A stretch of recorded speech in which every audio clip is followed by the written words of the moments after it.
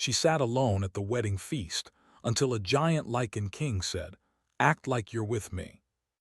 The wedding feast she attended was meant to be a celebration, a union of wealth and power, but she had no cause to celebrate. Her eyes, a quiet silver, scanned the room as the nobles laughed and danced under the glimmering chandeliers. Music floated in the air, a soft but insistent melody played on strings, yet it felt distant, almost cruel. Seraphine sat alone at the edge of the hall. Her dress was dark as midnight, a contrast to the bright gowns of the other ladies, yet it was elegant, flowing with every subtle movement she made. Despite the jewel-studded gowns and rich embroidery around her, she seemed almost invisible. Nobles whispered as they passed, curious glances cast her way, but none dared approach.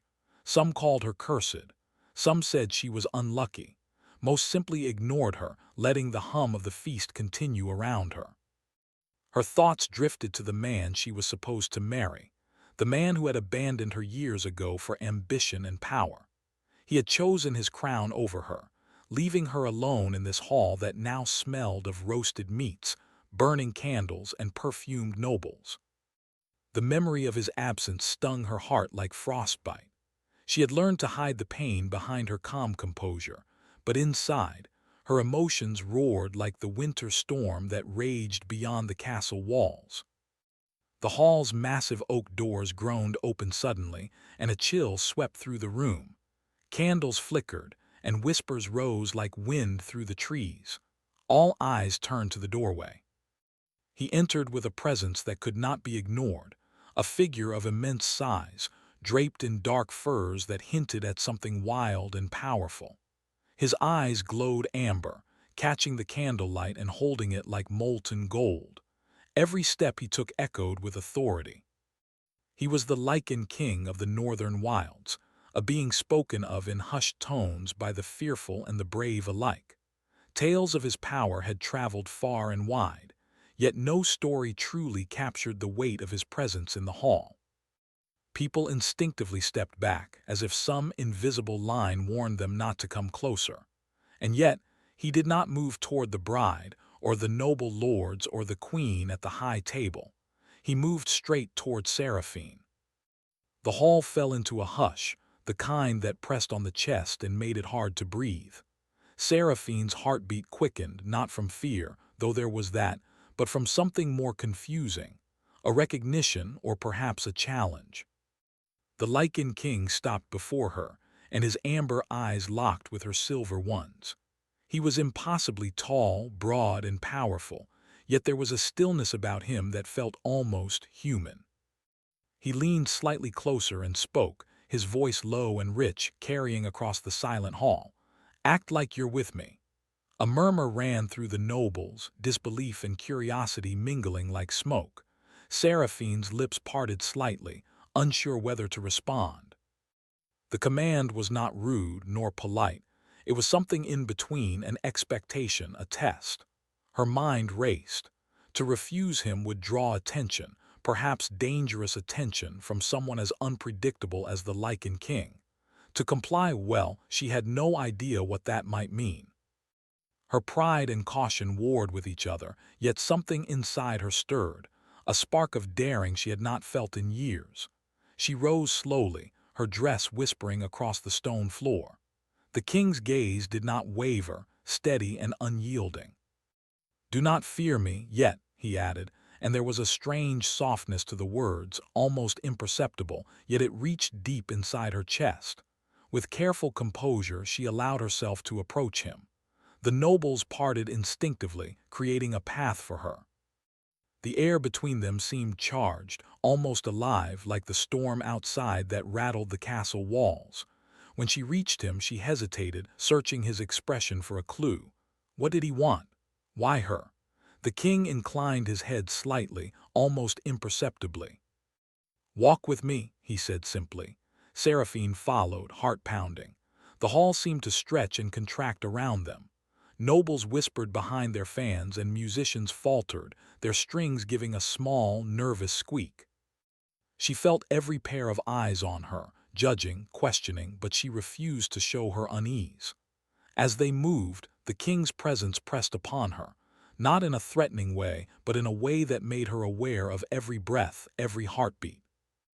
It was as if the world had been reshaped, and only the two of them existed in this bubble of tension and curiosity. They reached a smaller table near the hall's grand windows. The king gestured for her to sit beside him, a subtle invitation or command, she could not tell. She obeyed. The amber glow of his eyes met hers, and for a moment the room faded, leaving only the storm outside and the strange, magnetic pull between them. "You sit alone," he observed, his voice quiet now, almost intimate. "Why?" Seraphine met his gaze steadily. "Because the world prefers not to notice me," she said simply. He chuckled, a low, resonant sound that vibrated through the floorboards. "Perhaps the world is blind," he said, "or perhaps they fear what they cannot understand." There was a truth in his words that cut through her carefully constructed composure. For years, she had felt the sting of isolation, the weight of whispers, and the cold distance of those who considered her powerless or cursed. And yet here was someone who not only saw her, but commanded her attention without arrogance, without cruelty. A silence settled between them, heavy but not uncomfortable. The candles flickered, and shadows danced across their faces, casting patterns like intricate lace. Seraphine wondered what stories lay behind those golden eyes, what centuries of loneliness, of rule, of struggle might be hidden beneath the powerful exterior. "You do not fear me," the king said suddenly. "I do not fear," she replied softly, surprising even herself. "I have learned that fear is a luxury one cannot afford." He tilted his head, studying her with a curious intensity. "You speak as if the world has wronged you," he said. "Perhaps it has. Perhaps you are exactly the person I have been searching for." Seraphine felt her breath catch. Searching for her. The thought sent a strange warmth through her chest, mingled with apprehension. She had lived so long in shadows and whispers, it was almost impossible to believe that someone of his power and presence could see her worth. The music resumed in the hall, though now it sounded distant, like a memory. The guests resumed their dances, their chatter rising again, but Seraphine barely noticed. She was caught in the king's gaze, in the pull of his presence, and in the inexplicable feeling that her life, once stagnant and lonely, might be poised to change in ways she could not yet imagine. A sudden movement near the high table drew her attention. The queen, a statuesque woman of icy demeanor, watched them both, lips pressed into a thin line. Her eyes narrowed slightly. The king's head turned toward her, and for a moment Seraphine felt the weight of politics pressing against the fragile bubble that had formed around them. The queen's displeasure was clear.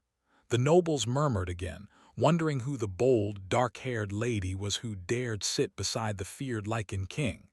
Seraphine's fingers clenched lightly in her lap, a subtle but involuntary response. She had been alone for so long. Seen, judged, dismissed. And now the world seemed to pivot around her, caught in the magnetic force of someone who was as much legend as man. The king leaned slightly closer. His voice was barely above a whisper, yet it carried a power that seemed to echo through her very soul. "Do not let them make you small," he said. "You are here because you belong, more than they will ever understand." Her eyes met his, and in that moment Seraphine understood something deep and vital. That the lonely, isolated girl who had sat at the edge of the hall was no longer invisible. That presence, that attention, was not born of pity, but of recognition, of a connection that neither fully understood yet. A small smile curved her lips, almost imperceptible, yet enough to break the invisible tension. The king's amber eyes softened, just slightly, as if acknowledging the tiny victory. The hall's noise, the whispers, the flickering candles, all of it faded around them, leaving only a strange, delicate intimacy that felt dangerous and thrilling. Then the king's hand moved, not to touch, but to indicate the empty chair beside her. "Sit with me," he said again, as if offering a promise and a challenge all at once. Seraphine's pulse quickened. She hesitated, a breath caught between fear and hope, then slowly lowered herself into the chair. The storm outside raged against the castle walls, wind and rain lashing the windows. But inside the hall, a different kind of storm was beginning, one of unspoken tension, of curiosity, and of a bond that neither had yet named but both could feel. And as they sat together, side by side, the guests whispered and the music played, the world seemed to hold its breath. Seraphine did not yet know what the Lycan king sought from her, or what she would find in his presence. But for the first time in many years, she did not feel entirely alone. And in the quiet that followed, as amber eyes met silver, both of them understood something had begun.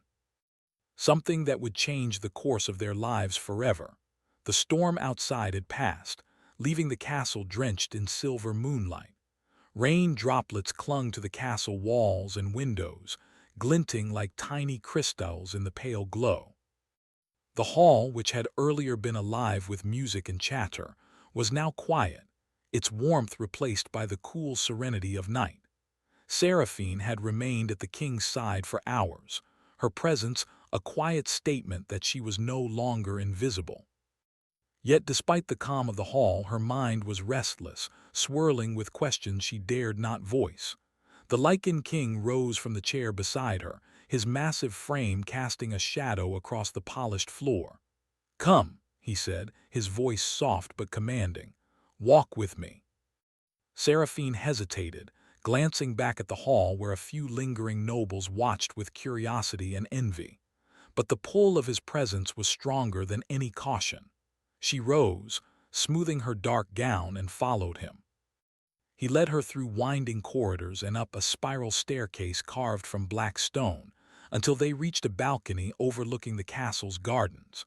Moonlight spilled over the fountain below, turning the water into a ribbon of silver. Seraphine inhaled sharply. The gardens were beautiful, but there was a wildness to them, untamed and mysterious. The king stepped to the railing, and she followed, their proximity filling the quiet night with unspoken tension. "You did not fear me tonight," he said, his eyes reflecting the moonlight, sharp and mesmerizing. "Why?" Seraphine's gaze met his, steady and unwavering. "I have known fear before," she replied. "I have survived it, so I know it can be faced even if it is enormous." He chuckled softly, a deep, resonant sound that seemed to vibrate through her chest. "Enormous," he repeated, as if tasting the word. "I am enormous in many ways, too large for the world to accept easily." "Yes," she said quietly, sensing the truth in his words. "Too large, too strong, too different. And yet, sometimes, the world misunderstands what it fears most." For a long moment they stood in silence, the only sounds the trickling fountain below and the gentle rustle of leaves in the night breeze. Seraphine felt a strange comfort in the king's presence, as if the loneliness she had carried for years could finally breathe just a little. "You are not like the others," he said finally, turning to face her fully. "The nobles, they see you and judge, but they do not see you. Not truly." "And you do?" Seraphine asked, a trace of curiosity in her voice. "I do," he admitted, his gaze softening. "I see what lies beneath your calm, beneath your quiet, the longing you try to hide, the fire you do not let burn fully." Seraphine felt her chest tighten, a warmth spreading through her that she had not felt in years. To be seen, really seen, by someone like him, it was a feeling both frightening and exhilarating. She looked down at her hands, twisted nervously in front of her, then back at him. "Why me?" she asked. "Why notice someone like me when there are so many others in the hall?" He studied her closely, his amber eyes searching, measuring. "Because," he said slowly, "I have walked alone longer than I should admit. And when I saw you sitting quietly while the world ignored you, I recognized something familiar, something necessary." Seraphine's heart fluttered. Necessary. She had never felt necessary to anyone. Not to her family, not to her peers, not to the world at large. And yet the words settled in her mind like a small, warm seed, promising growth, hope, and a possibility she had long believed lost. They walked down the balcony steps, the moonlight casting silver shadows along the path. The garden was alive with the soft sounds of night, rustling leaves, the distant hoot of an owl, the gentle splash of the fountain. Seraphine noticed the wildflowers that grew along the stone path, flowers that seemed untamed, yet beautiful in their own right. They reminded her of herself, unexpected, unnoticed, yet resilient. "You understand the world differently than they do," he said, his voice barely above a whisper. "Do you know why that is?" "I have lived on the edges," she replied. "I have watched, I have listened. And I have learned that appearances can be deceiving." He nodded slowly. "Exactly. And appearances deceive most of the world, but not me. I have learned to look beyond what is easy to see, to look at the soul, not the mask." Seraphine felt a shiver run down her spine. He spoke with such certainty, as if the world's weight had not bent him but had instead sharpened his perception. You do not hide behind a mask?" she asked. "I have no choice," he admitted. "The world fears what I am. They fear my strength, my nature, the power that flows through me. I must walk carefully, and yet there are moments like this when I can simply exist." And for the first time, Seraphine saw it, the humanity beneath the myth, the man beneath the legend. It was not fully revealed, but it was enough to spark a dangerous curiosity, an ache of longing, and a delicate trust that could bloom if nurtured. As they strolled further into the garden, the night deepened. Shadows stretched long and dark between the silvered trees, and the air seemed thick with the weight of unspoken truths. Seraphine finally allowed herself to ask the question she had avoided all night. "Do you ever regret it?" she asked softly. "The curse, the power, the life you were given." The king stopped, the sound of the fountain filling the silence that followed. He gazed at the moon, a quiet intensity in his eyes. "I have," he said finally, "many times. But I have also learned that everything I have endured has shaped me, and perhaps shaped the path to moments like this." "Moments like this," she echoed, uncertain. He turned to face her fully. "This," he said, gesturing between them. "This connection, the recognition, the understanding, something real, something unbroken." Seraphine's breath caught. She had never felt such clarity before. All her life she had moved through the world like a shadow, unnoticed and dismissed. And now here was someone whose presence commanded not only her attention but her heart, her curiosity, her hope. Yet even as warmth and longing blossomed within her, a shadow of doubt lingered.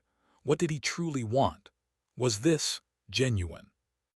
Or simply another form of the games the powerful played with the weak? She tried to quell the questions, telling herself to trust the moment, to feel rather than analyze. The king seemed to read her thoughts. "I do not ask for trust lightly," he said, his voice soft yet firm. "But know this, what I offer honestly, not for gain, not for pride, not for show, but because I have seen you and it matters." Seraphine's eyes met his again, and for the first time in years she felt a fragile sense of hope. Perhaps the lonely, cautious life she had lived was shifting. Perhaps there was a place for her in this strange, powerful world, not as a pawn, not as a shadow, but as herself, seen and recognized. A gentle breeze stirred the trees, and the soft petals of the wildflowers brushed against her gown. She felt a strange sense of lightness, as if the weight she had carried for years had lifted just slightly. And yet beneath the lightness, there was tension, a sense that this moment, as perfect as it felt, was only the beginning of a journey neither of them fully understood. The king's amber eyes glimmered in the moonlight. "There are many who would not wish this for us," he said quietly. "The nobles, the courtiers, even some who call themselves friends, they would see you judged, diminished, or removed. And yet here we are." Seraphine nodded, the weight of his words settling in her chest. She had lived with the sting of judgment before. She could withstand it again, but it would not be easy. She would have to navigate whispers, suspicion, and fear, both in herself and in others. "And yet," she said softly, "we remain." The king smiled, faint but genuine. "Yes," he said, "we remain. For now we exist in this space, In this night, in the quiet that no one else can touch, they stood together in silence for a long time, watching the moon's reflection ripple in the fountain below. The night was theirs alone, yet they both understood the fragile nature of such moments. The world would intrude as it always did, and yet for now there was connection, recognition, possibility. A rustling from the edge of the garden startled them. Seraphine turned, alert, but the king placed a large hand lightly on her arm. "It is nothing," he said, amber eyes scanning the shadows. "But even in shadows, we are not alone if we are careful." She allowed herself to breathe again, feeling the warmth of his presence, the security of his strength, and the thrill of something stirring between them that neither could name. As they walked back toward the castle, Seraphine realized that tonight had changed her. She had stepped beyond the lonely feast, beyond the whispers of judgment, beyond her own fear. And in doing so, she had glimpsed a life where she could matter, where she could exist fully, and where a connection, strange, fierce, and unexpected, could grow. The castle doors loomed ahead and the distant candles glowed in welcome. She and the king paused just outside, the warmth of the hall reaching them. Amber eyes met silver once more, and both understood the silent promise in that look. The night had shifted. The game had begun. And neither would ever be the same again. The Lycan king spoke finally, his voice soft, carrying weight and meaning. "Tomorrow," he said, "we begin something, something that will test us both, and perhaps reveal who we truly are." Seraphine nodded, a small smile touching her lips. "I will be ready," she said. The king inclined his head, a rare gesture of approval, and together they stepped into the hall, back into the world of whispers and candlelight, hearts beating in a rhythm neither had known before. Yet as the music resumed and the nobles danced, a shadow lingered at the edge of the hall, a rival with eyes sharp and cunning, whose intent was unknown, but whose presence would soon test the fragile trust between Seraphine and the Lycan king. And for the first time, Seraphine felt the thrill of the unknown, the danger of connection, and the possibility that the night's magic was only the beginning. The morning air was crisp and filled with the scent of pine and wet earth. Mist clung to the edges of Eldrath Castle's gardens, curling around the stones and wildflowers like gentle fingers. Seraphine walked beside the Lycan king, her dark gown brushing softly against the dewy grass. They had agreed to leave the castle for a brief journey into the northern forest, a place few dared enter, for it was said to be cursed, alive with strange magic and unseen eyes. "Why must we go there?" Seraphine asked quietly, her voice blending with the whispering wind. The king's amber eyes glimmered as he looked at her. "There is a relic," he said, "one stolen from my court long ago. It is powerful not only to me but to the kingdom itself. Without it, shadows linger longer and whispers grow louder." Seraphine shivered, not from fear but from the weight of his words. Shadows that lingered longer, whispers that grew louder, those were things she knew too well. She had lived among whispers and suspicion for most of her life. And now, walking beside this man who commanded both awe and unease, she sensed that this journey would test more than just their courage. The forest loomed ahead, tall and imposing. Ancient trees, blackened with age, stretched their limbs skyward, and the mist swirled around their bases like restless spirits. As they stepped onto the narrow path, Seraphine noticed the forest's quiet, the kind that pressed against the ears and made every footstep sound like a thunderclap. The king moved easily, his steps deliberate and confident, yet Seraphine could not help but notice how his eyes constantly scanned the shadows, alert and unyielding. "This forest is alive," she said softly, more to herself than to him. "I can feel it." "Indeed," the king replied. "It watches, it remembers, and it does not forgive those who are careless." He paused and turned to her. "You must stay close, trust in your senses and in me." Seraphine nodded, a mixture of nervousness and excitement coursing through her. For years she had been careful, always observing, always calculating, always hiding.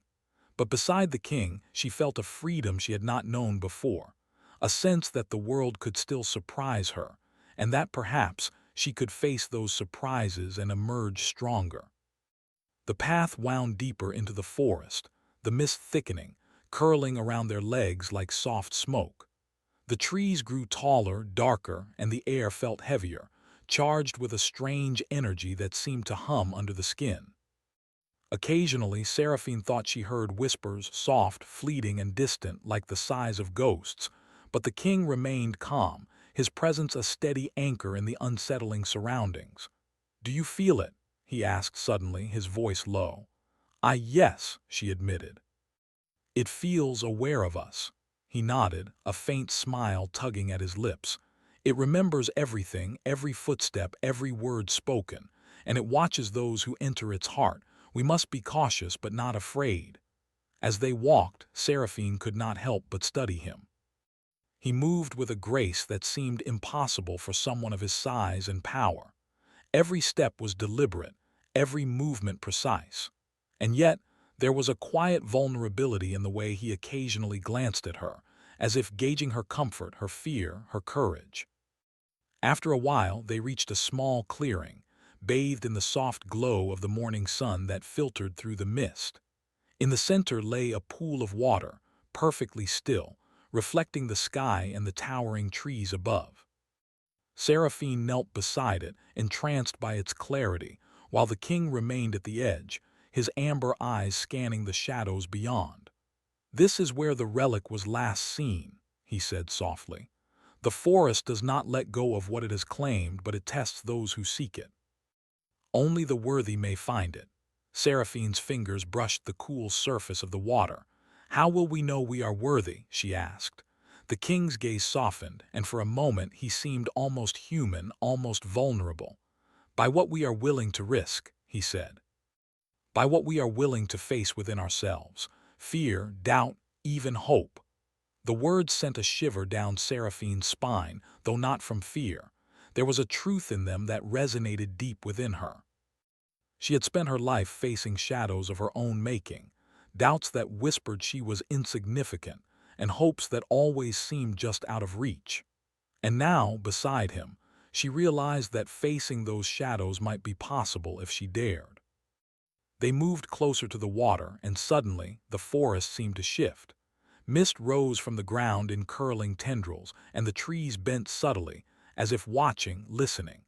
Seraphine felt a strange pull at her chest, a sensation of being both small and immense at once. And then from the edge of the clearing a figure emerged, a rival noble from the castle, eyes sharp and calculating, whose presence Seraphine had felt before. "You," she whispered, her voice tinged with disbelief. The rival smiled, though it was a smile without warmth. "I wondered if I would find you here," the noble said. "You seem bold to venture alone into these woods." Seraphine instinctively stepped closer to the king. "We are not alone," she said firmly. "No," the king said, his voice calm but carrying an edge of warning. "And you will find that is to your detriment."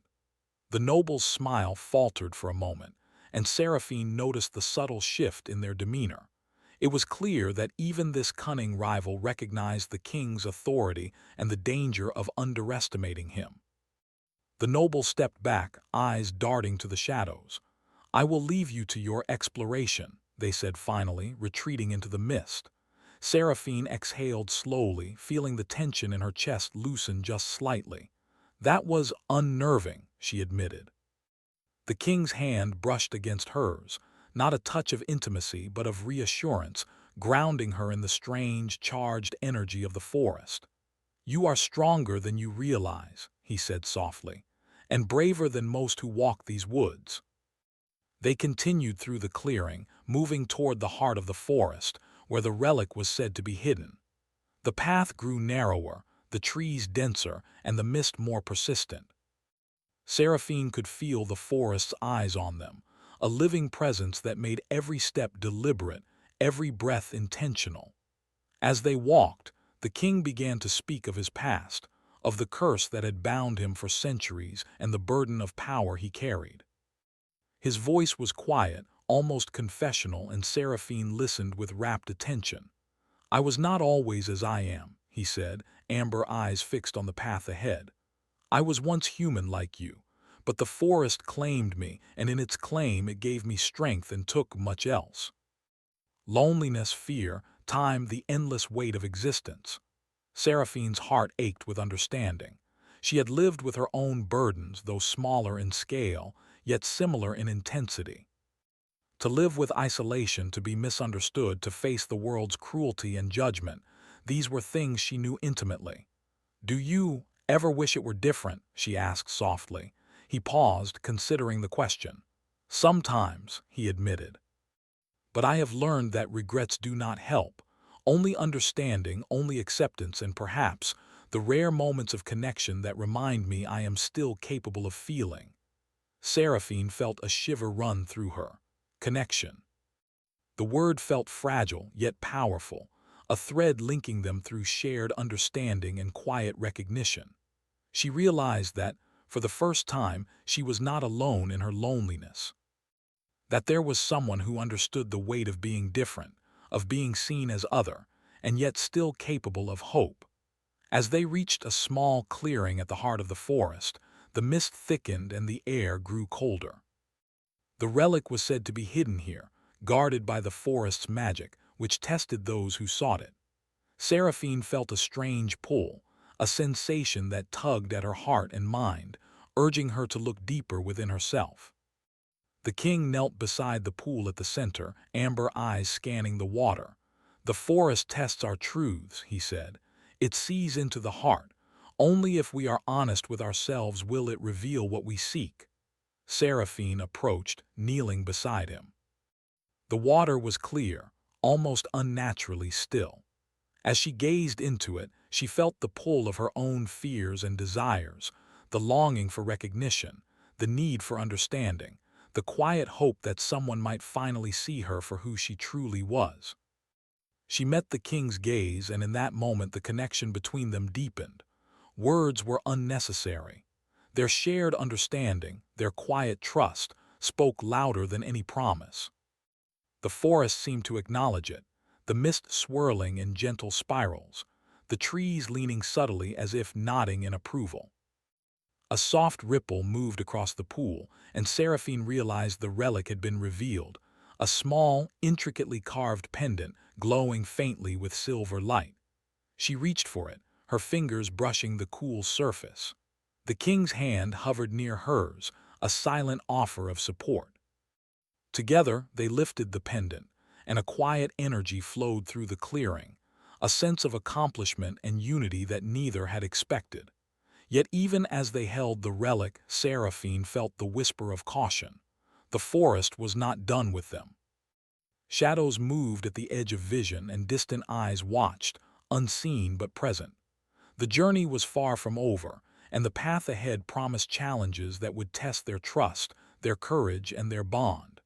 The king stood, placing the relic safely in his cloak. "We have succeeded," he said quietly. "But remember, this is only the beginning. The forest reveals truths, yes, but it also mirrors them. We must be prepared for what lies ahead." Seraphine nodded, feeling the weight of his words. She had seen herself in the water, in the forest, in his eyes. And she had understood, in a way she never had before, that strength and courage were not simply born. They were discovered, nurtured, and shared. As they began their walk back through the misty forest, side by side, a new understanding settled between them. They were no longer two solitary figures, wandering separate paths. They were companions, allies, and perhaps something more, bound by trust, by shared struggle, and by the quiet recognition that their lives were intertwined in ways they were only beginning to understand. And yet, as the shadows of the trees stretched long and dark beneath the moon, both Seraphine and the king felt the pull of the unknown. The forest had revealed a truth, but it had also reminded them that danger and challenge lingered. Their journey was far from over, and the bond they had begun to forge would be tested in ways neither could yet foresee. They stepped into the clearing at the edge of the forest, the castle visible in the distance, its towers bathed in the soft light of morning. Seraphine looked at the king, amber eyes meeting silver, and understood that what had begun in the forest, trust, connection, and recognition, would not end there. It would grow, it would change, and it would demand courage, patience, and understanding. And as they walked back toward the castle, the relic secure and the mist lifting, both knew that the night had shifted their lives. The forest had shown them what was possible, but it had also whispered a warning.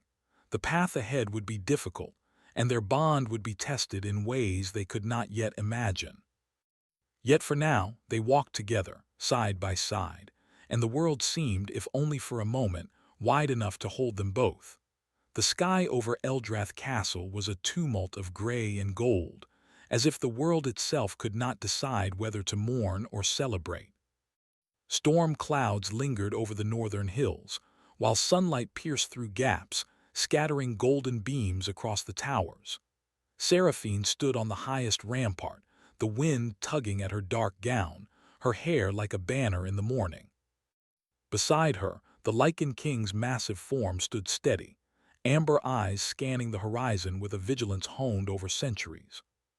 The forest had given them its test, revealing truths and challenging fears, but now another trial awaited, one of the castle and its people, of trust and power, and of the fragile thread that connected their fates. "Are you ready?" the king asked, his voice calm yet edged with anticipation. Seraphine turned to him, her silver eyes meeting his. "I am," she said firmly. "Whatever comes, we face it together."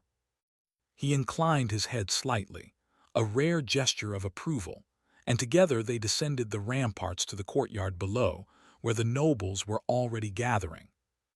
Whispers spread like wildfire through the stone halls, about the Lycan King, about Seraphine, and about the relic they had retrieved from the forest. Some nobles feared the power it represented, others envied it. And yet, in the midst of intrigue and speculation, the king's presence radiated authority, his stature commanding respect and caution. The rival noble who had followed them from the forest emerged at the head of the gathering. Eyes sharp and calculating, they held a mixture of envy and curiosity. "So, you have returned," the rival said, voice smooth yet edged with challenge. "With the relic. Impressive, though I wonder, how long will your bond hold against the scrutiny of the court?" Seraphine felt the tension coil within her, but the king's hand brushed lightly against hers, steadying her. "We do not seek the court's approval," he said firmly. "We seek what is right, and the relic belongs to the kingdom, not to whispers or ambition." The nobles murmured, some nodding cautiously, others frowning. Power and influence could shift in a single moment, but the king's voice carried weight, the kind that made whispers pause and eyes turn toward him in quiet respect. As the day progressed, Seraphine and the king moved through the castle together, their presence a quiet declaration. They faced scrutiny, questions, and subtle challenges, yet each moment reinforced the fragile trust and growing connection between them.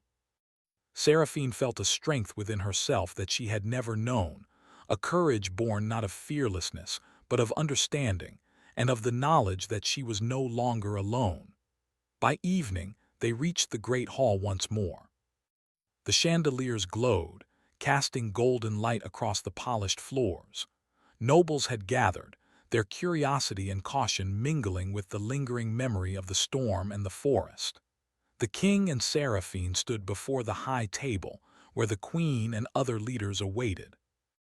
"The relic has been returned," the king announced, his voice carrying across the hall. "Its magic protects the kingdom, and it is our duty to respect its power, not exploit it." There was a moment of silence, followed by cautious applause. Seraphine's chest swelled with a quiet pride, not for herself, but for the truth they had upheld together. The forest had tested them, yes, but it had also revealed the strength of their bond, the depth of their courage, and the sincerity of their intentions. As the applause faded, Seraphine noticed the rival nobles' eyes on them, calculating and unsettled.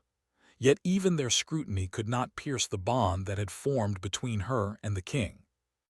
The relic had returned, but more importantly, they had returned, stronger, wiser, and united. Later, when the hall emptied and the castle quieted, Seraphine found herself walking beside the king through the moonlit gardens once more.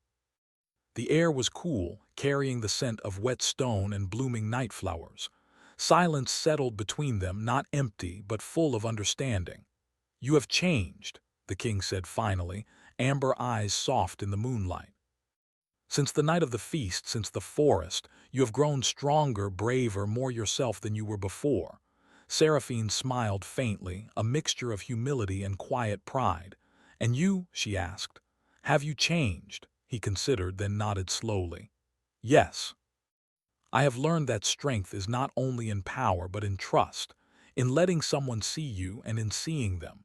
And I have seen you, Seraphine, in ways that no one else has dared to look." Her heart stirred, a gentle warmth spreading through her chest. For years she had hidden, watched, and endured. Now beside him she felt the possibility of life beyond whispers and judgment, a life where recognition, connection, and trust could exist. "Do you trust me?" she asked softly. "I do," he said without hesitation. "Completely. And I hope you trust me as well." Seraphine met his gaze, silver eyes reflecting the pale moonlight. "I do," she whispered. "I trust you." They walked to the edge of the fountain, the water shimmering in the soft glow of the garden lights. The night was quiet but alive, as if the very air acknowledged the bond between them. The forest, the storm, the trials they had faced, all had led to this moment. The king turned to her, a rare gentleness in his expression. "The court will continue to test us," he said. "The shadows of doubt, envy, and ambition will not vanish overnight, but together we can endure. We can protect what is right and perhaps shape what is just." Seraphine nodded, feeling the weight of his words settle into her heart. "We will face it together," she said. "Whatever comes, we face it side by side." A quiet breeze stirred the leaves, and for a moment the garden felt suspended in time. Seraphine realized that the journey was far from over. Challenges would come, doubts would rise, and the weight of responsibility would press upon them. Yet she also understood something vital. Courage was not the absence of fear, but the choice to move forward despite it. And trust, once earned, could withstand even the harshest trials. The night deepened and they stood together, watching the moonlight ripple across the fountain. The king's hand brushed against hers, not a touch of possession but of partnership, of mutual understanding. It was a gesture that spoke louder than any words, a declaration of unity forged through trial, trust, and recognition. Suddenly, from the edge of the garden, a whisper of movement caught Seraphine's attention. She tensed, but the king's hand tightened lightly over hers, steadying her. "It is nothing," he said, amber eyes scanning the shadows. "The path is ours if we walk it carefully." Seraphine exhaled slowly, the tension leaving her shoulders. She realized that the moments of doubt and challenge would always exist, but the bond they had formed, the connection born in the lonely feast, strengthened in the forest and tested here, was now unbreakable. As the night wore on, they returned to the castle, moving through halls that were quiet, save for the distant echo of footsteps and the soft flicker of candlelight. Seraphine felt a sense of completion, not an ending but a beginning. The forest had revealed truths, the relic had returned, and the castle had acknowledged their integrity. But more importantly, she had discovered herself, and the possibility of life alongside someone who understood and valued her. The king led her to a balcony overlooking the northern hills, where the first light of dawn began to color the sky in hues of pink and gold. "Look," he said softly, "the world is vast, full of shadows and light alike, and we are part of it." Seraphine gazed at the horizon, the mountains distant and majestic, the valleys glowing in soft morning light. She felt a quiet determination settle within her.